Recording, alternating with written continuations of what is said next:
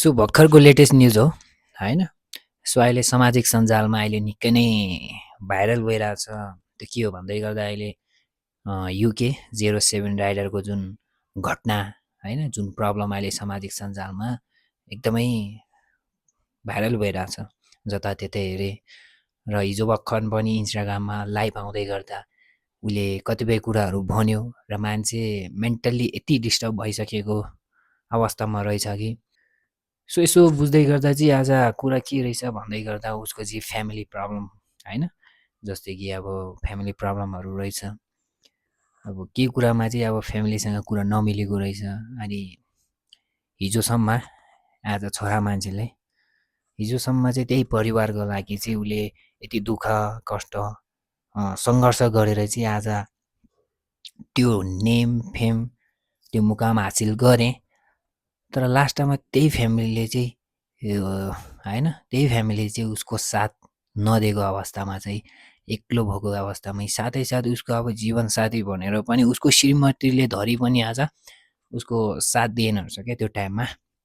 So आज इन्डियाको एकदमै पपुलर युट्युबर होइन, जसको चाहिँ 7.98 मिलियन सब्सक्राइबर छ क्या। सो आज हेर्दै गर्दा त्यत्रो नेटवर्क भएको मान्छेको अवस्था आज यस्तो छ क्या। अनि त्यो सबै चिज चाहिँ उसले आफ्नो फ्यामिलीको लागि होइन, हामीले देखिरहेको हुन्छौँ सोसियल मिडियामा, उसले फ्यामिलीको लागि त्यो कमायो, त्यो मुकाम हासिल गर्यो, त्यो नेम फेम गर्यो, परिवारलाई सुख दियो, हरेक सिचुएसनमा साथ दियो होइन। सो आज हेर्दै गर्दा उसलाई साथ चाहिएको टाइममा चाहिँ आज कोही पनि भएन क्या त्यो टाइममा। सो अहिलेको न्युज अनि सुन्नुमा आएको छ अब यो भेदभाव होइन, जुन जातीय भेदभावको कारणले गर्दा पनि त्यस्तो कुराहरू निस्किएको, फ्यामिलीले सपोर्ट नगरेको।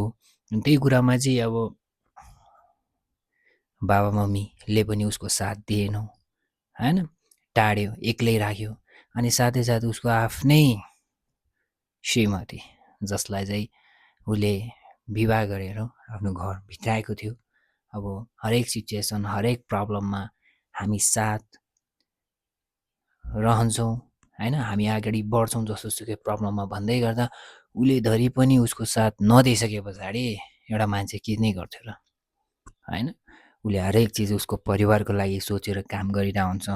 आज छोरा मान्छेले चाहिँ उसको परिवारलाई राम्रो होस्, सुखमा होस् भनेर त उसले स्ट्रगल गरिरहेको हुन्छ।